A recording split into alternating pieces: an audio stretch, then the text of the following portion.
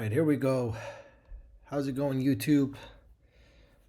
Today, this video, what I would like to do, once again, this is a self note for myself, just to remind myself exactly what are the major chapters or tables, sections in the NEC reference book, so that I can remind myself as a refresher before I take the exam. So there are a lot of information in the NEC book. And as you all know, this is a NEC 2017. I do believe that there's a 2021, but currently right now, our Power PE exam is in reference to the 2017 edition. I'm not quite sure exactly what has changed with the new one, but I'm sure that there's going to be a lot discussion about it, and hopefully once I get to know, I'll share that information. But for now, in reference to the 2017 edition, basically one of the not like most important, but I'm just trying to go in orders. There's one chapter that I decided to omit in this video just because it's a lot of information that I would like to dedicate a single video for, which is chapter 4, which is in regard to the motors. But let's just go ahead and go through the steps. So for chapter 1, this is your general information. There will be some questions probably referencing chapter 1. I can't really discuss it too much in details, but it's important to kind of remind yourself exactly what it's inside chapter 1 and what to reference. So for chapter 1, I think one of the major tables you really want to look at is the working spaces. Working spaces is very important, but just be mindful that this one right here, table 110.26A1, this is in reference to equipments operating at 1000 volts or less. And the reason I bring that up is because there's two tables. So this is 1000 and less. And then the other table, 110.31, that's the one with over 1000 volts. Be mindful, keep in mind, I think this is for the distance from a fence to live parts. So this is a minimum distance.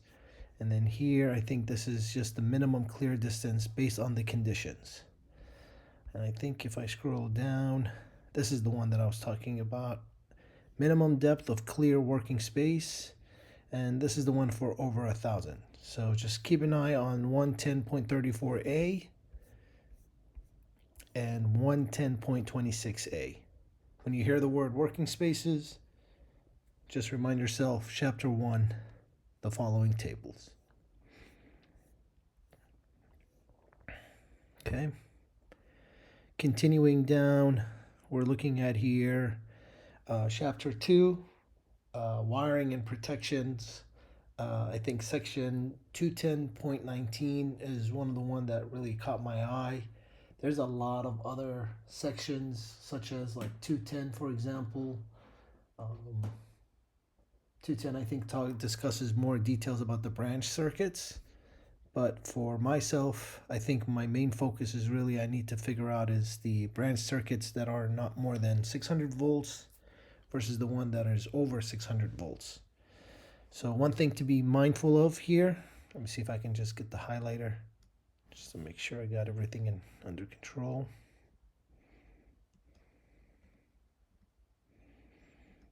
Oh, that's the eraser. That explains it. Okay.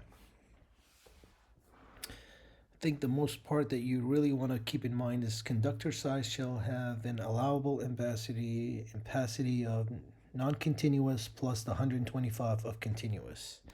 I think this is a very important subject right here to consider, just because a lot of times we tend to forget the non-continuous versus continuous. So just keep this in mind right here, that basically if you want to size the conductor that are less than 600 volts, then you want to keep track of how many non-continuous equipment that you have plus the continuous load. So if you have a continuous load, you're going to multiply it by 125%, add it to the non-continuous load. Section 210.19, Okay, followed by the next section right here, same concept, chapter 2, section 2019. This is also for branch circuits over 6,000. In this case, if it's over 6,000, then the conductor size is just going to be size based on the ampacity of 125% of that designated load. So whatever the total load that you have there, multiply that by 125, and that's your size of your conductor for branch circuits that are over 6,000.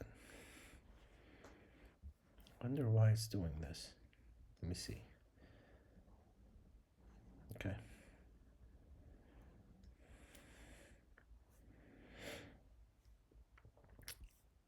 And I basically took screenshots of the NEC just to kind of remind you where I got this information from. I think it does help to practice your mind and brain on how to search through the NEC. So I highly recommend you to buy the 2017, or if you have access to it, whichever way, just kind of get used to it in the digital format just to see exactly where each of those sections are laid out. Get used to the Control F as well, but more importantly, the bookmarks to the right of the in the PDF. Get used to exactly how the chapters are laid out and where each section is under which chapter. So this one, continuing on, chapter 2, wiring and protection, section 215.2, Bravo 1 and Bravo 2. And I think the reason I wanted to highlight this section that can be underestimated is regarding, so you have the feeder over 6,000. The ampacity of the conductor shall be in accordance with 310.15. Okay, feeder supplying transformers. I think this is a good section to keep track of.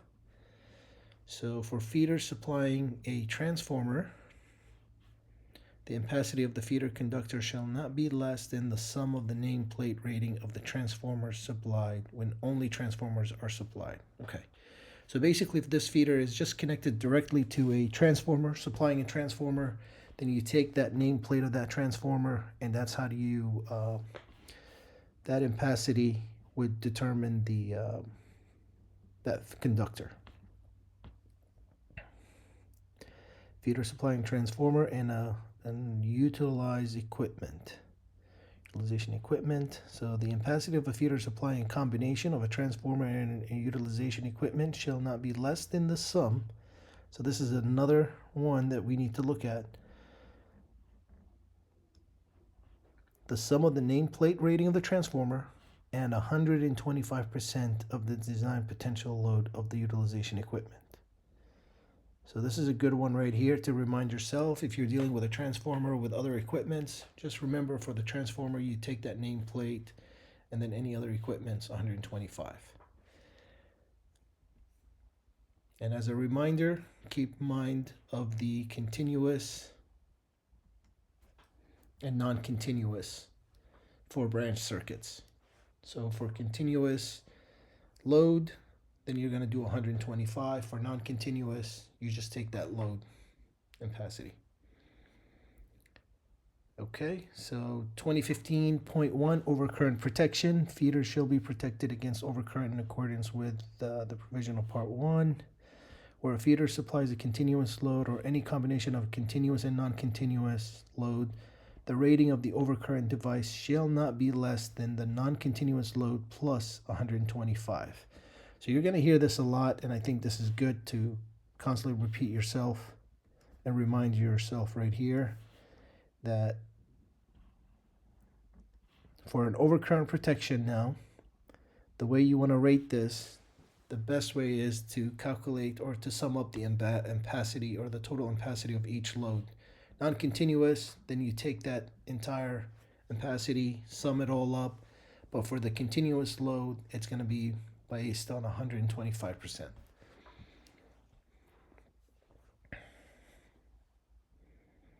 Okay.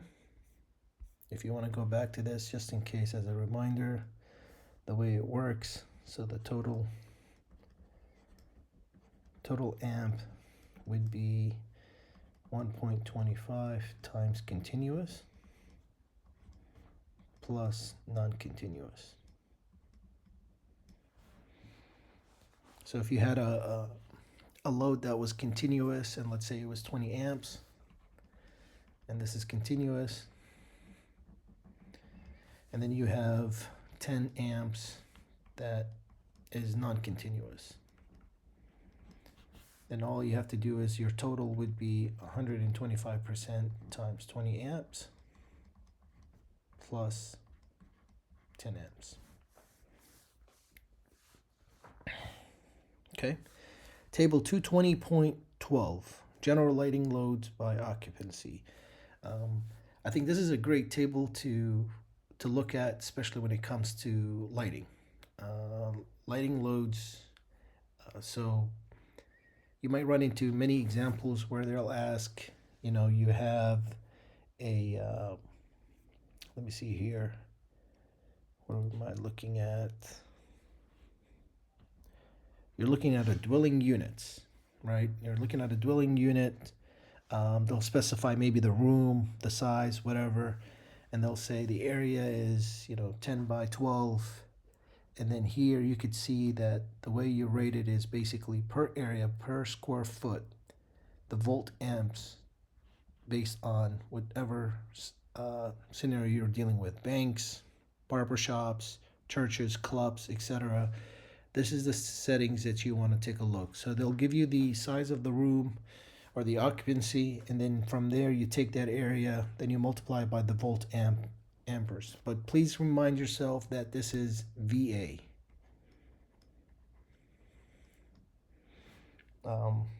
This used to get me a lot, so I have to remind myself that the unit is VA. This was a continuous. I just couldn't really put it all in one page, so I just broke it. But imagine this being underneath this right here. Please reference. When it comes to dwelling units, as you can see here, it says dwelling units A. Just take a look at 220.14J. It's important because there's a lot of details explaining type of scenarios for dwelling units. Okay, so I think here what I did is, this was a section that was really hard for me to find out exactly. Matter of fact, to be honest with you, I could not find it in the NEC, but I did find it in the basic calculations part of the index. But for receptacles, you'll see a lot of it in the NEC, but I just could not figure out the VA or the volt amperes for a receptacle. So I had to write it down here just to remind myself. When you're dealing with a receptacle that it's a duplex, so it's a 2 outlets, then you are looking at 180 VA. So you might run into an example where they'll say that I have 10 duplexes connected. What is the VA rating? Amperes volts. And then this is something to remind yourself that for a duplex is 180.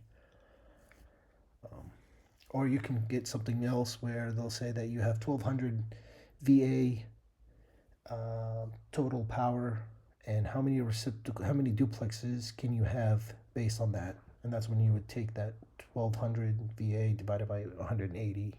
You get the idea. I think here I got it in the receptacle. So this is under table, I think we're still in section 2. Receptacle outlets except covered in 220.14J. Receptacle outlets shall be calculated at no less than 180 volt amps for each single or for each multiple receptacles on one yoke. So just keep this in mind.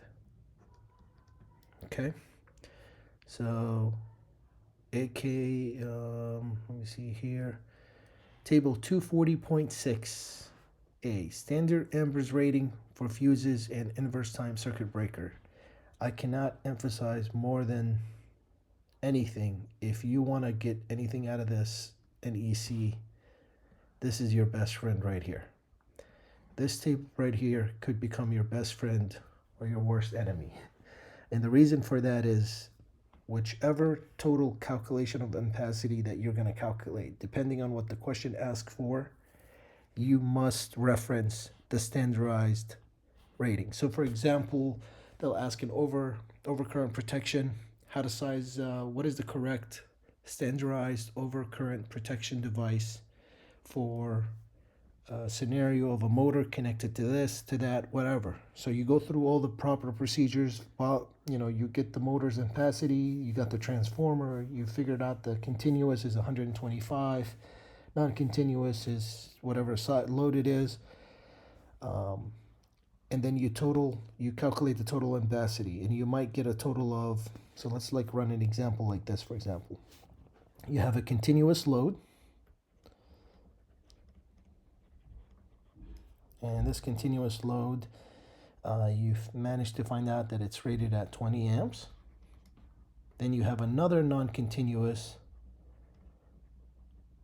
that is, once again, 10 amps.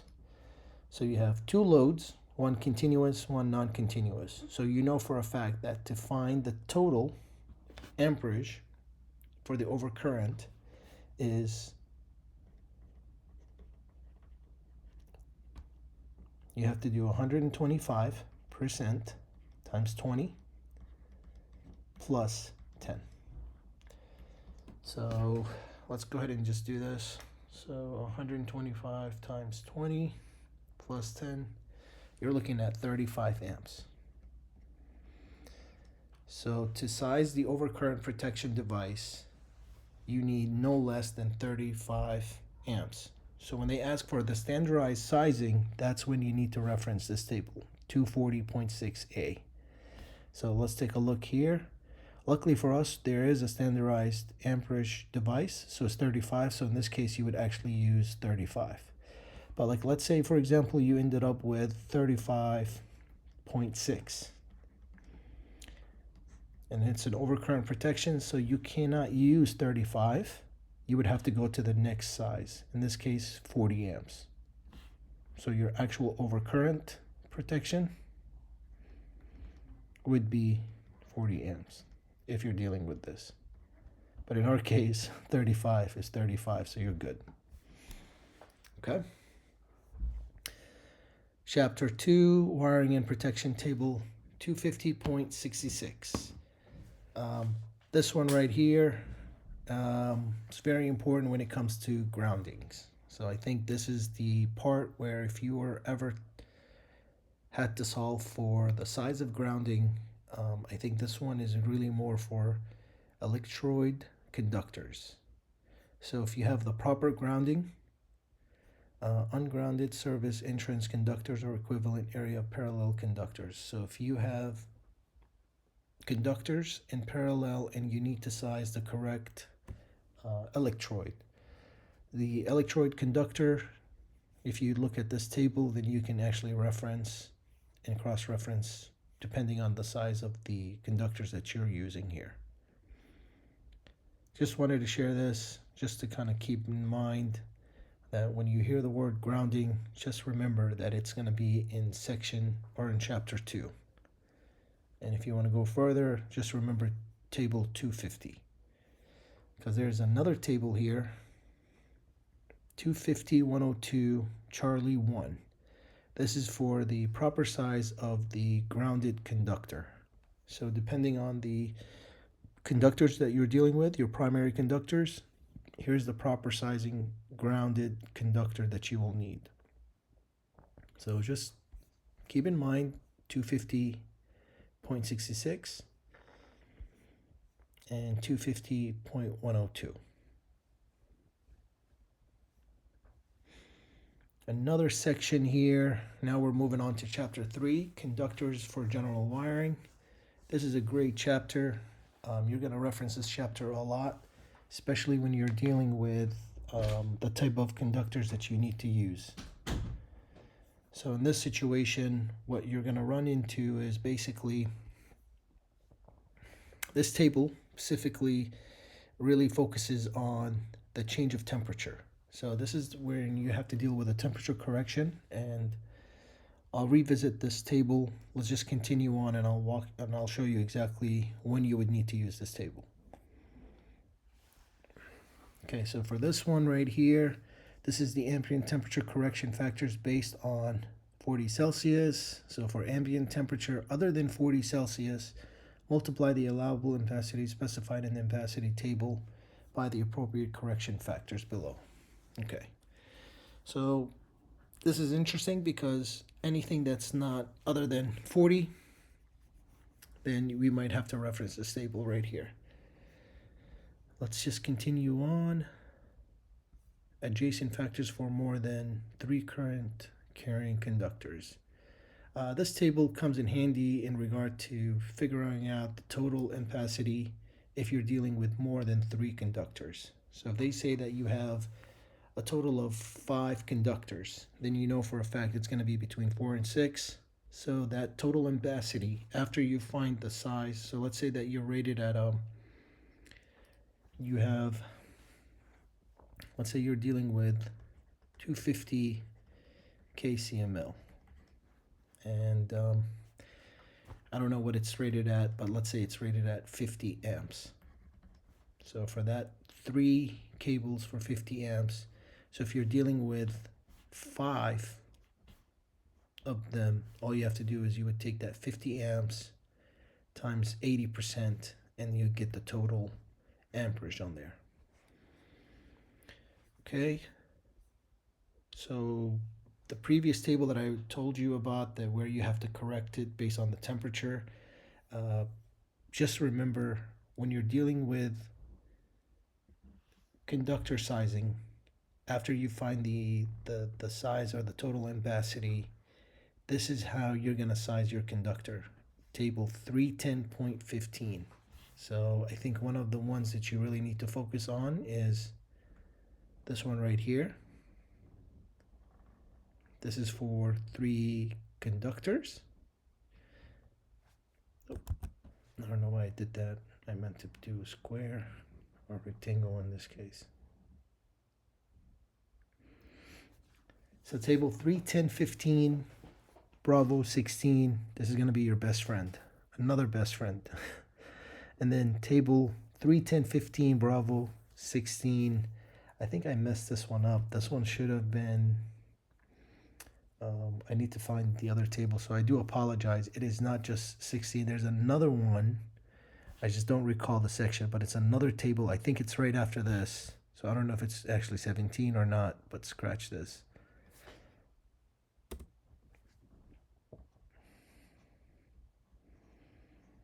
But it's in the same category, but for a single conductor. But I think the main one that you really need to focus on is this 310.15, Bravo 16, 3 conductors. So when you get the total ampacity, you solve based on continuous, non-continuous, and you get, let's say, 100 amps. So obviously in the example that you're given to solve, you're going to get additional details regarding the temperature rating of the conductor, meaning it's going to be copper, the type of conductor that they would really like to see, the insulation or the type, and then the temperature, right? So this is all based on ambient temperature of 30 degrees.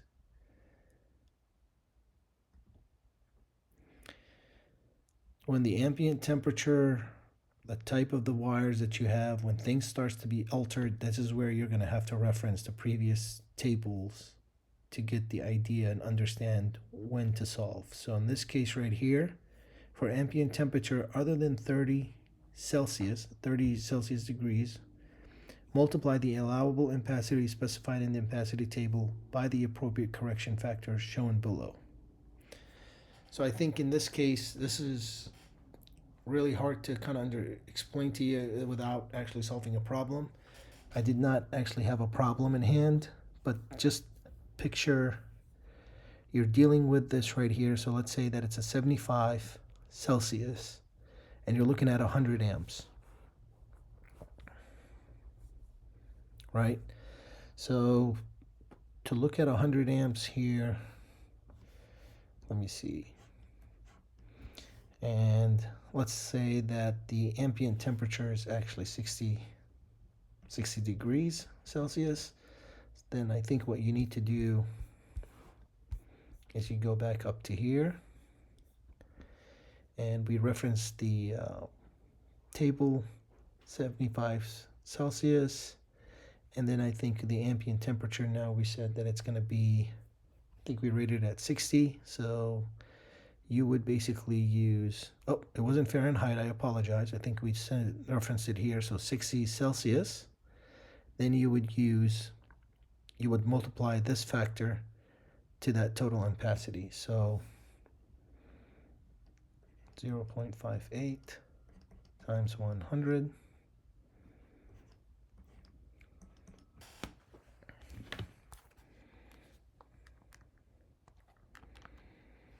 And you can see that your actual total ampacity now drops down to 58 amps. Because of that, then your actual cable that you need to size is going to be in the 58 amps. So now going back to that table, because you use that temperature correction, you would go back down to the 75 and you look for 58. Obviously what you need is, you don't want anything less, you want to go to the second one larger. So in your case now it's 65 amps. So the actual true cable that you would use is not number 3, it would be number 6. I'll try to create another video on how to solve an example like this, but the whole purpose of this video is really just to remind myself of what are the tables that I need to really focus on based on the type of situations that I need to solve on the exam. So this is really more of, where are those tables located when I need to reference a single conductor in a raceway versus a 3 conductor in a raceway. Okay, so as you guys mentioned, as I mentioned before and prior in the beginning of the video, I skipped chapter 4 because it's so important that I think I need to dedicate a whole complete video just for chapter 4. But the ones that I really wanted us to really keep in mind is chapter 3 is where you're going to find your overcurrent standardized sizing. Right, so sorry, chapter 2 is where you're going to get the overprotection. So when you need the right size fuse for that equipment that you're solving for, just think of chapter 2. Chapter 3, think of your true conductors and your general wirings in general. Depending on the ambient temperature, you need to figure out exactly what you want to use. And the table that you really want to mainly will probably reference for 3 conductors is this table right here, based on the temperature of what the cable is rated for. So 30 degrees is the ambient, the room temperature, and then the conductor, what it's rated for. Chapter 9 is, you're going to run into that a lot when it comes to voltage drop. So when you think of a voltage drop and you need to look up, so you'll run into an example where they'll say, look, I got a number 12 cable and it's a 3-phase, and you know, it's running into over 100 feet of distance to feed a given load, and let's say that the amperage is given, so the current is 20 amps. So there's a voltage drop calculator, voltage drop reference equation or formula, I apologize. So there's a voltage drop formula in the reference book that you can actually look at, is under the transmission section, that walks you through that if you're dealing with a 3-phase, then VD equals, let me see if I do remember it. It's 2 times the length times the current times the resistance divided by K and 1,000 feet. K is basically for a 3-phase.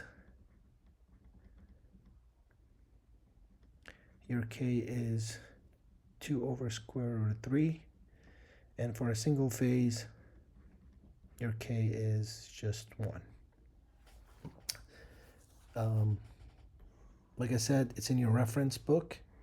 Take a look at it and you'll see exactly what I'm talking about. Okay. But what I want you to remember here is table 9 is the table that you need to reference every time you need to look up the resistance, but followed by the reactance as well. What this table really walks you through, what the way it's broken down is the top number is going to be in reference to the kilometers, and then the bottom number is going to be a reference to per 1,000 feet. So for every 1,000 feet, this is your resistance of the cable versus your reactance. So on the example or on the questions, you're going to run into a situation where they'll say that you have a 3 conductors, 3-phase, running into feeding a load, and this load is at 208. Calculate the voltage drop. In this case, what you need to do, based on the percentages or something like that, you'll find the voltage drop, or they give you the voltage drop. They'll ask you size the correct cable for this given scenario. What the first thing you need to do is you need to go to table 9, and usually I think they will, sorry, I do apologize here. So in this case, they're going to ask you to solve for the voltage drop given the size of the cable. So like I said, we'll do 12, number 12. And you're given the load at 208, and they want to know what is the voltage drop based on that, based on the given distance. In this case, you're going to go to table 9, and then you're going to, another thing is they're going to say that this cable is in a PVC conduit. You got 3-phase conductors going into a single conduit, and the material is PVC. So the first thing you need to do is you take a look at number 12. And once again, we're looking at the bottom units. So for your reactance, PVC, it's 0.054. So that's my reactance. So what I like to do here, just so that I can, let's clean up the, okay. So my X, my reactance is 0.054 J, and then my R is followed by this. We said PVC, and they're obviously going to give you the type of the material, aluminum versus copper. Mainly, you're probably going to run into copper. So in this case, let's say it is copper. It's going to be 2. So 2 ohms. So then the total, your impedance of this conductor is going to run into 2 ohms plus 0.05 J. You could take this and plug it into your voltage drop. Depending on your current, sometimes they'll give you a current with a complex number. And if they do that, then you can take that whole thing and put it into voltage drop. But the whole point is not how to solve for voltage drop right now. It's really just to remind yourself that if you ever need to find the, the resistance and the reactance of conductors that are in the 600 volts cables, rated at 600 volts, then here is the table that you need to look at, which is table 9. I hope this helped. I know this is probably a long video, but